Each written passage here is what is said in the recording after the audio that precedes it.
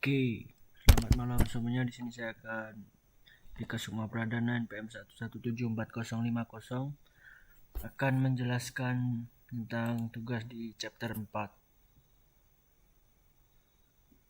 Yang pertama yaitu jelaskan apa itu klasifikasi teks sertakan gambar ilustrasi buatan sendiri.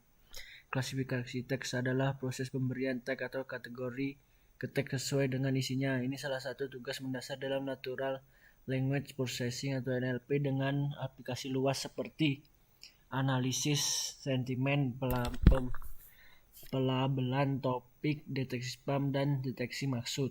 Contohnya seperti ini. Yang kedua, jelaskan mengapa klasifikasi bunga tidak bisa menggunakan machine learning sertakan ilustrasi sendiri. Dikarenakan tidak semua bunga memiliki ciri-ciri yang sama, atau ke dalam kata lain terdapat data noise dalam klasifikasi bunga sehingga tidak bisa menggunakan machine learning.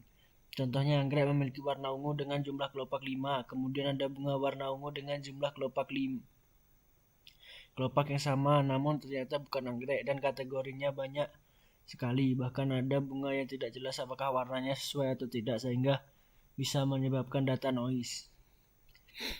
Nomor 3, jelaskan bagaimana teknik pembelajaran mesin pada teks pada kata-kata yang digunakan di YouTube. Jelaskan arti per atribut menceritakan ilustrasi buatan sendiri.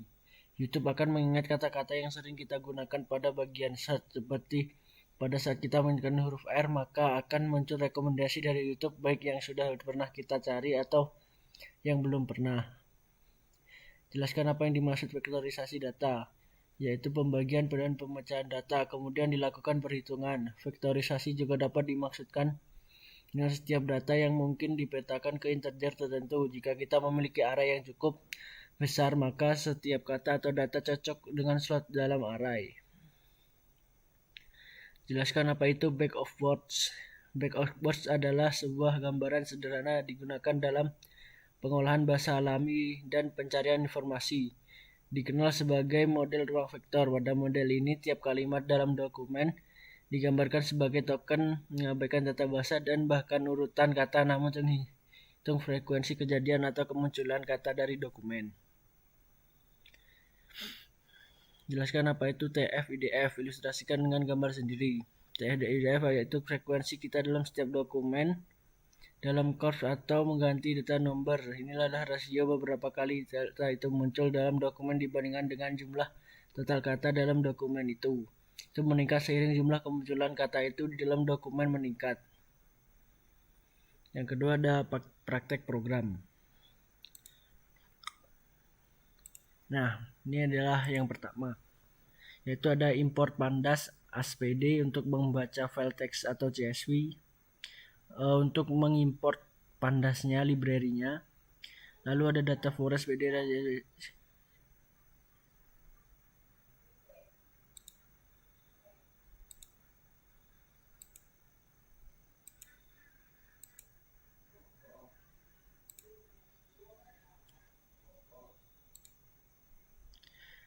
Data kedua ada data forest.pd.csv untuk membaca file data karyawan.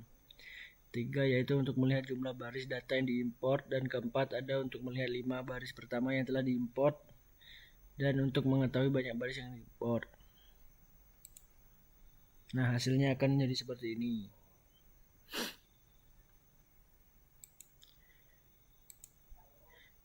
Yang kedua yaitu ada data train, data forest, memasukkan data training sebanyak 50 baris, dan yang data test yaitu memasukkan data test sebanyak 50 atau sisa dari data forest ini.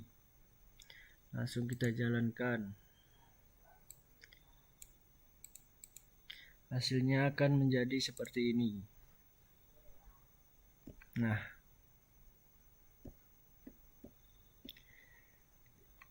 yang ketiga ada praktek vektorisasi.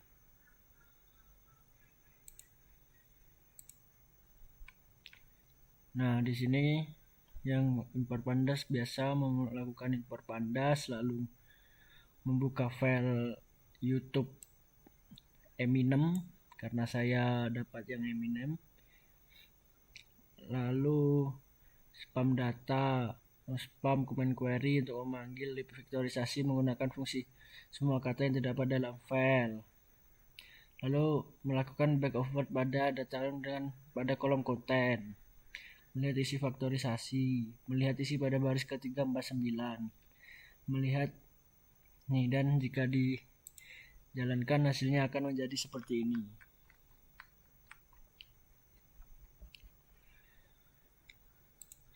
Yang keempat yaitu seperti tugas kemarin, kita hanya untuk melakukan klasifikasi SVM.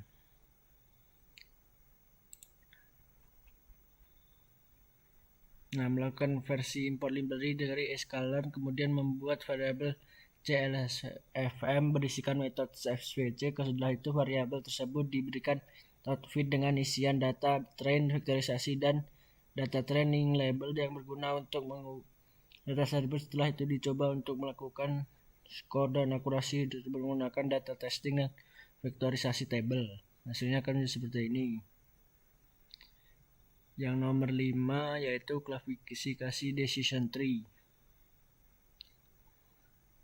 Itu penjelasannya import library tree dari sklearn, kemudian membuat variabel clf3 metode decision. Setelah itu variabel tersebut diberikan metode fit dengan isian data train, vektorisasi, dan data training label yang berguna untuk melatih data tersebut agar dapat digunakan pada codingan selanjutnya. Setelah itu dicoba melakukan skor akurasi dari data tersebut, data testing accuracy, dan data testing label.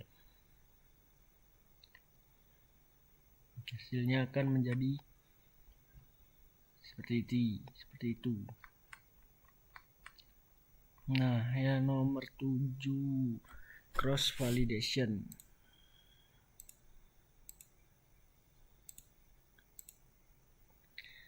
Nah, yang pertama yaitu dari sini ini adalah menampilkan average score dari standard deviation yaitu 95. Hasilnya akan menjadi seperti ini.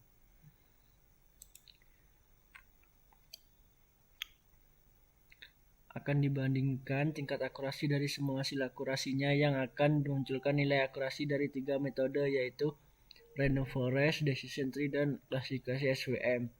Di mana yang terbaik dan lebih akurat pada hasil data yang paling akurat yaitu random forest. Dapat grafik yang tersebut dapat codingan dengan cara pengulangan data masing-masing 10 kali. Yang terakhir ada pengamatan program.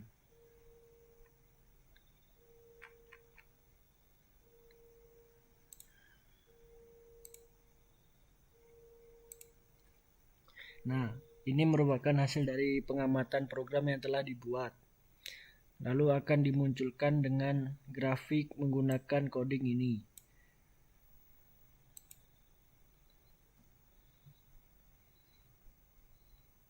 Nah, sekian presentasi. Wassalamualaikum warahmatullahi wabarakatuh.